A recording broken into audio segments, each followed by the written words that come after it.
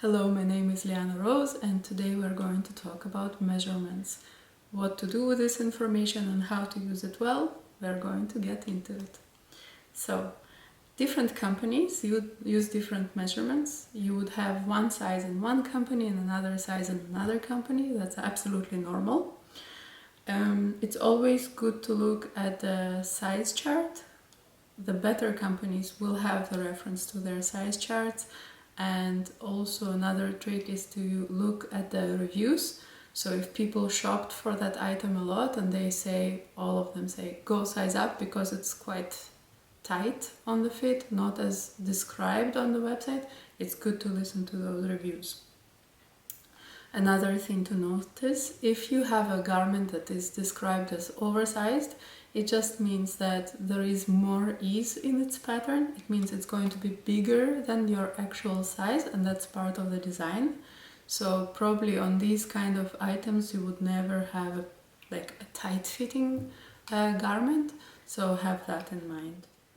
Now this is of course a very good information to have for online shopping, or if you don't feel like trying on clothes, whether it's winter and you have to take out a lot of garments, or whether now due to all these mask restrictions and not always being able to go into the shops allows us to have a better information about how the piece of garment will fit us without trying it on or by ordering online. Now what you would need for this is either a mirror or help of a friend, a measuring tape, a pencil and a piece of paper so you can write down your information. Another very important information is while you're taking your measurements, you have to stand as straight as possible, as in an anatomical position. So, anatomical position means that I'm standing straight with my arms by my side and with my feet parallel, not completely together, but basically going straight down from my hips. Now, you will need either a mirror or help of a friend, and the reason that you would need that, you have to stay as straight as possible during the time that you're taking measurements. And of course, if you're taking measurements for yourself, you're going to move and adjust your position, but hopefully due to the mirror you're going to be able to check yourself and to see that you're still standing straight. So let's start with the most common measurements, and that would be chest, waist and hips. Now I'm wearing stripes on purpose so you can see that I'm trying to keep the tape as parallel as possible. Let's go with the first measurement, and that's the measurement of chest. Now I'm using centimeters because I live in Europe and metric system, but I think most measuring tapes have also the inches on the other side, and if you need to convert your measurements to inches, then please go ahead and do that. So what I'm doing is I'm taking the tape around the widest part of my chest, and a good way to check that is by trying to move it up and down, right? I'm trying to move it up and down. So first I align where I think it is, and then I see that I'm on my widest part of my chest and my back, right? And now I want to see how many centimeters I'm taking. Alright? And I write that measure down. So the way that I'm holding the tape allows me to see. So I don't have a mirror in front of me, I just have the camera.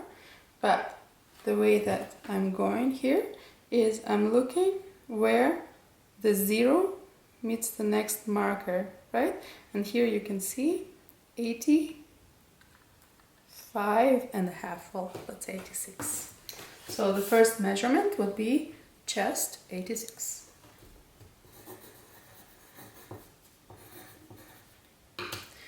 The second measurement would be our waist. Now, everyone considers their waist in different place, or maybe likes to wear different kinds of cuts of garments.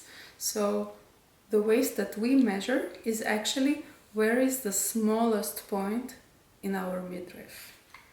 And the way that we do that, again, I make sure that the tape is straight and on the centimeter side, and I go around until I meet, it twisted to the inch side. So again, going from centimeters, and I make sure again that I stand straight. And where does it meet? So naturally I would have to look down now, but I would change the measurement. So I'm just holding my finger here and I'm looking what is the measurement. All right. Waist 67. And the next measurement I take is the hips. Now the hips are a bit tricky because it's quite far from us and we have to make sure that we are not slouching while taking this measurement. So again, on the centimeter side, I'm taking the tape straight. And a lot of times what will happen while we are taking this measurement is we will take it above the widest point, just because we feel like maybe that's our hip. So here is very important that you put your finger inside the tape and you try to adjust it and to make sure that it goes up and down around your bum. And if the tape is pulling, that means that measurement is not correct. So again, in order not to slouch down, I'm going to put my finger around it and we'll see the measure. And hips 95. Now, of course, I don't want to make any references to what is a good size or a wrong size. I don't believe in that. I believe everyone has a size that they can work with and to find clothes that fit them and to make them feel good. That's the only point of these measurements. It's just for example. And of course, if you are looking for a trouser, then you're going to extend your tape and basically let it loose until it hits the floor on the centimeter side. So let's say I want trouser this long, I adjust it, 98 centimeters. So trouser, so that would be waist to floor,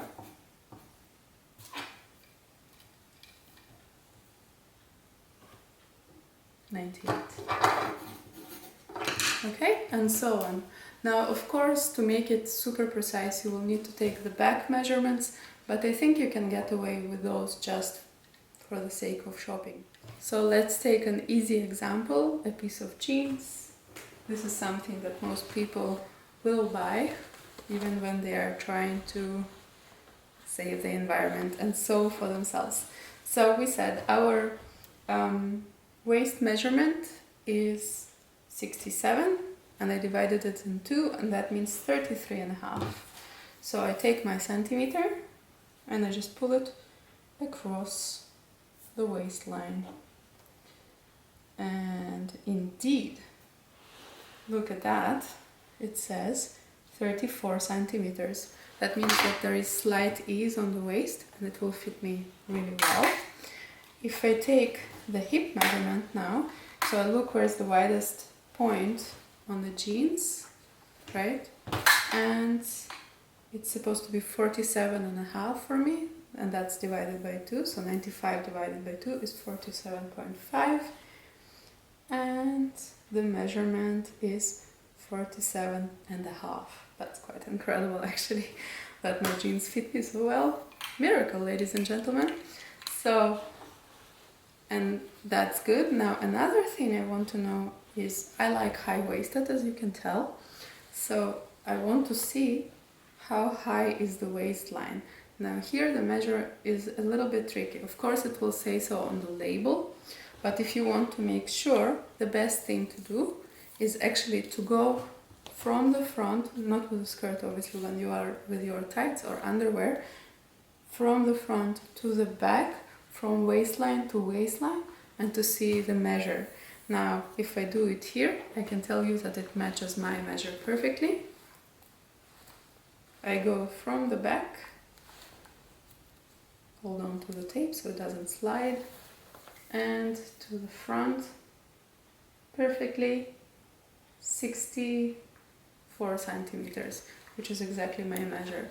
So I know that these pants are going to be fitting me, high-waisted and fitting pretty tight. And of course you can wear the length. So we said the length was 98 centimeters. So if I pull the tape all the way,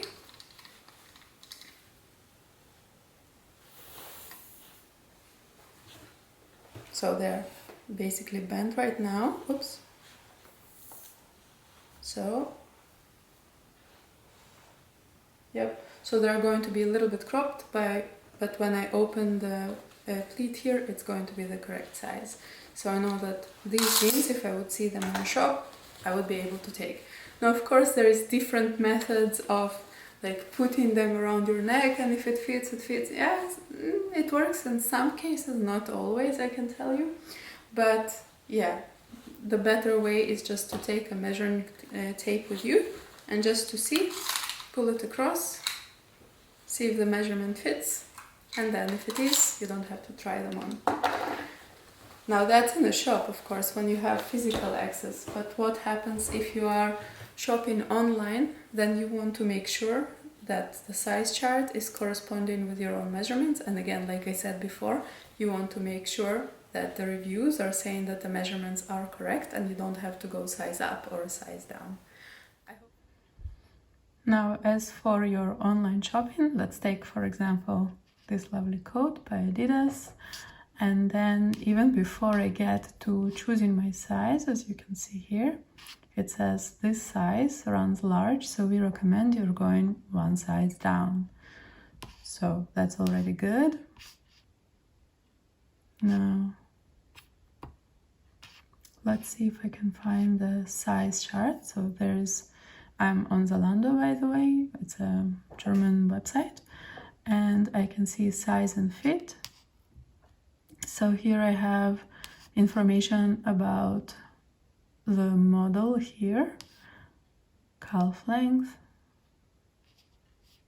Okay, so I see that on the picture is size 36 and I can see how it fits. And then I have, of course, the size guide, which interests me the most. So here I have the European size, UK, Italian, French. Okay, but do I have body measurements? Yes, I do. And that's where it's going to be super useful. Let's make it a little bit larger so you can see. Again, bust, 86, so between those two.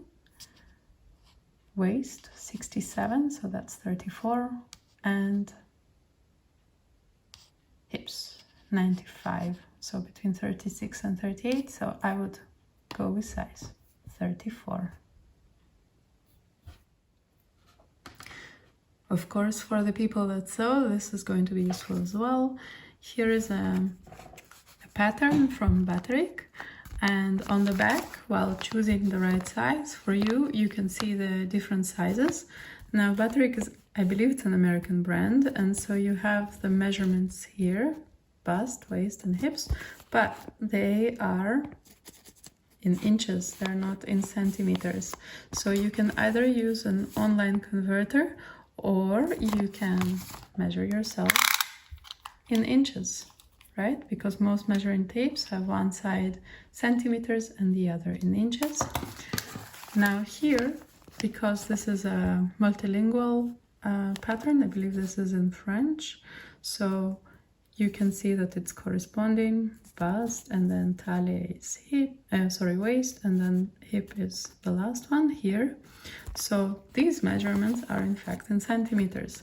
And then if I take my size and I look at chest and I find the closest one, and it's 87, and then waist, and it's right below it, 67, that means that in this pattern my size is 12. Now, of course, I can take the hip measurement, 95, and then you will see that actually, no, I should take size 14. But because of the kind of the pattern, that it's not important that it would fit me around my hips, because it's a full circle skirt here, right? As you see. So therefore, the references that I want to take are for the waistline and for the chest. Okay? And that's how I choose my sewing pattern. I I hope this video was useful to you, and I will see you in the next one. Bye!